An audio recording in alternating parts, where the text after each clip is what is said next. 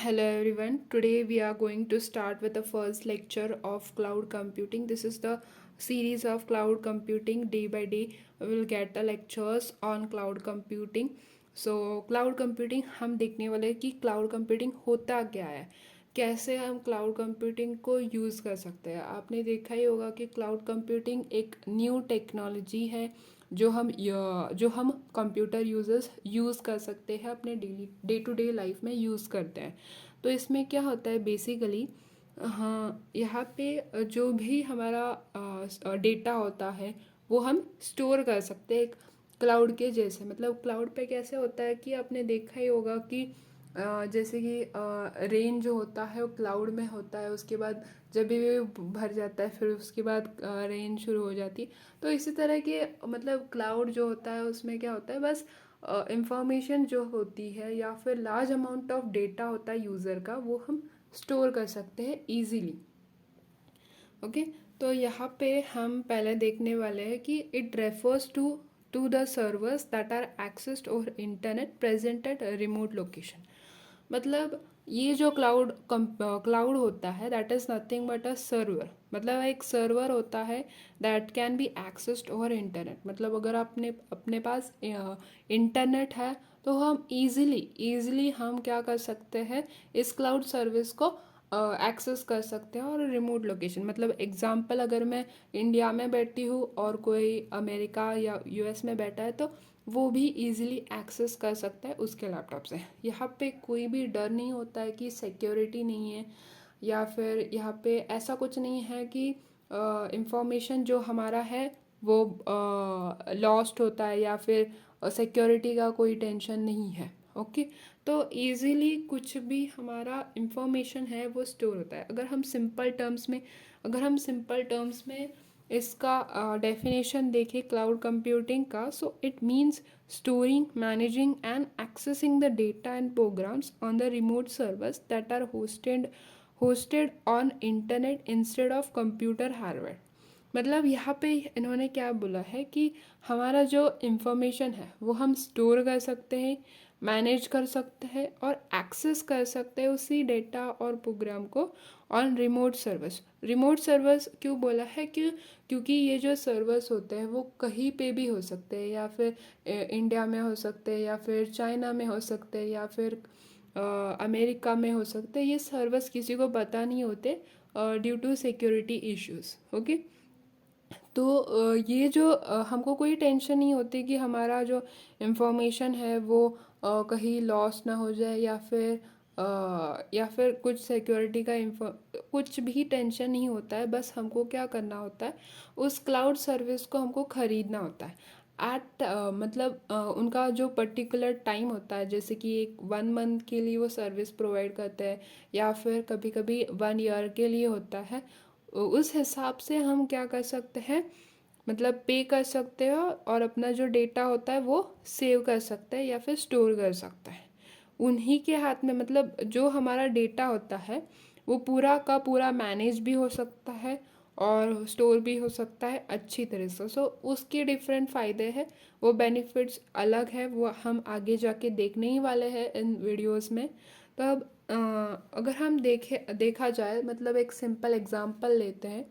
अगर हम example simple जो लेते हैं उसमें क्या बोला है कि अगर आपके पास एक कंपनी है, मतलब आप एक कंपनी चला रहे हो और आप एक सीईओ हो, तो आपके पास मतलब 10 कंप्यूटर्स है। ठीक है, आपके पास 10 कंप्यूटर्स है और आपको उन 10 कंप्यूटर्स को अच्छे से मेंटेन करना पड़ेगा, उनके हार्डवेयर्स को।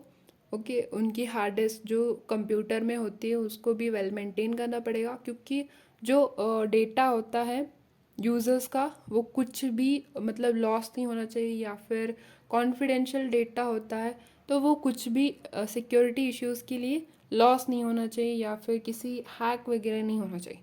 तो आप क्या करोगे, उसके लिए एंटीवायरस एक अलग से खरीदोगे, उसके बाद अलग से आप हार्डवेयर्स खरीदोगे उन कंप्यूटर्स के लिए।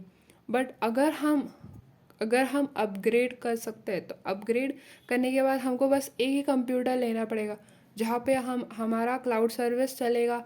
और ये जो ऐसा सर्विस है, मतलब क्लाउड कंप्यूटिंग एक ऐसी फीचर, एक ऐसी टेक्नोलॉजी है, मतलब रिमोट लोकेशन, अगर हम एक कंप्यूटर में कुछ काम करते हैं तो हम दूसरे कंप्यूटर्स में उसी को एक्सेस करके, लॉगिन करके एक्सेस ईजिली कर सकते हैं। तो यहाँ पे ऐसा कुछ नहीं कि इस कंप्यूटर में मैंने सेव किया है, अब दूसरे कंप्यूटर में हम काम नहीं कर सकते, ऐसा कुछ नहीं है। तो यही एक इम्पॉर्टेंट और एक बेस्ट टेक्नोलॉजी आई है, that is cloud computing. Okay, यहाँ पे अगर हम दूसरा, अगर इसका जो दूसरा हम एक डेफिनेशन देखिए, that is nothing but cloud computing is on demand availability of computer system resources, especially data storage, cloud storage and computing power without direct active management by the users। तो यहाँ पे जो क्लाउड कंप्यूटिंग, मतलब on demand क्या होता है, मतलब अगर हमको बस 2 घंटे के लिए यूज़ करना है तो 2 घंटे के लिए जितना टाइम होता है उतना हम पैसे दे के बस हमारी जो सर्विस है हम ले लेंगे, ठीक है। अगर हमको 1 महीने के लिए चाहिए तो 1 महीने के लिए, if we want for 1 year तो 1 ईयर के लिए हम पे करेंगे, उतना सर्विस हम, डेटा हमारा जो भी हमको काम करना है, मतलब जो भी जितना हमको डेटा स्टोर करना है वो सेव कर सकते हैं। ओके, स्पेशली हम किसके लिए यूज़ करते हैं, डेटा स्टोरेज के लिए यूज़ कर सकते हैं। यस, तो इन शॉर्ट जो हमारा सिनेरियो है cloud computing, in that we can store, we can manage, process the data on remote servers के ऊपर यही सब काम हो सकता है। अगर हम देखते हैं कुछ पॉपुलर सर्विस प्रोवाइडर्स, जैसे कि गूगल हो गया, फिर उसके बाद AWS, that is Amazon web service, उसके बाद Microsoft azure, IBM cloud, Alibaba cloud, तो ये सब जो है और भी है, बट ये जो है वो मेन और पॉपुलर है। तो इनके सर्विसेज हम देख सकते हैं कि डिफरेंट डिफरेंट सर्विसेज देते हैं, वो हम आगे देखेंगे ही, जैसे कि infrastructure, platform as a service, तो वो सब हम बाद में देखेंगे ही दूसरे वीडियोस में इसके बाद जो आने वाले हैं। तो यहाँ पे अगर हम एक बेस्ट एग्जांपल और एक लेते हैं, जहाँ पे हम अमेज़ॉन की वेबसाइट लेते हैं, ठीक है। अमेज़ॉन की वेबसाइट में क्या होता है कि अगर कोई फेस्टिवल सीज़न आता है तो तब क्या होता है कि बहुत सारे लोग ऑनलाइन शॉपिंग करते हैं। तो ऑनलाइन शॉपिंग में क्या होता है, बहुत सारे लोग एक ही बार में, बहुत सारा ट्रैफिक आता है। तो ट्रैफिक आने के बाद क्या करते हैं लोग, मतलब बहुत जब ट्रैफिक आता है कभी कभी वेबसाइट डाउन हो सकती है, तो उस वो डाउन ना हो इसलिए क्या करते हैं अमेज़ोन वाले, अपना जो क्लाउड जो है, क्लाउड की फैसिलिटी ले लेते हैं। 10 अगर उनके पास मॉड्यूल होता है तो वो 100 कर देते हैं। मतलब उनकी जो अप टाइम है वो बढ़ा देता है, ठीक है। अप टाइम है वो बढ़ा देते हैं ताकि उनका जो यूज़र्स का जो इंटरफेस है वो अच्छे से चलता रहे। तो ये एक बेस्ट एग्जांपल है for cloud computing for Amazon, अगर मैंने एग्जांपल ले लिए। वैसे ही बाकी के भी है, जो जैसे कि माइक्रोसॉफ्ट हो गया, IBM हो गया, अलीबाबा हो गया, ठीक है। अब हम देखते हैं what are the types of cloud. दो, अगर अगर हम देखा जाए तो यहाँ पे 4 टाइप के हैं। एक है पब्लिक, प्राइवेट, दूसरा है तीसरा है हाइब्रिड, और फोर्थ इज कम्युनिटी। तो पब्लिक नाम से ही पता चलता है कि सबके लिए यूज़फुल है, सब यूज़ कर सकते हैं, that is accessible to all. मतलब अगर हम एग्जांपल इज़, अगर हम जीमेल हम सब यूज़ कर सकते हैं, उस फैसिलिटी को सब यूज़ कर सकते हैं। फिर उसके बाद private services available within than organization. मतलब एक एग्जांपल लेते हैं, एक ABC कंपनी है और उस कंपनी की एक ऐप है, तो वो ऐप बस उस एम्प्लॉयज़ जो है उस ऑर्गेनाइजेशन में जो करने वाले जो बंदे हैं या फिर एम्प्लॉयज़ है, वो लोग ही यूज़ कर सकते हैं। तो वहाँ पे क्लाउड जो सर्विस है वो प्राइवेट हो जाती है उन लोगों के लिए। हाइब्रिड में क्या होता है, जो भी हमारा पब्लिक फीचर्स है और जो प्राइवेट फीचर्स है दोनों सर्विसेज आती है उसमें। तो हाइब्रिड में ये हो गया। फिर उसके बाद कम्युनिटी में क्या होता है, services accessible by group of organisation.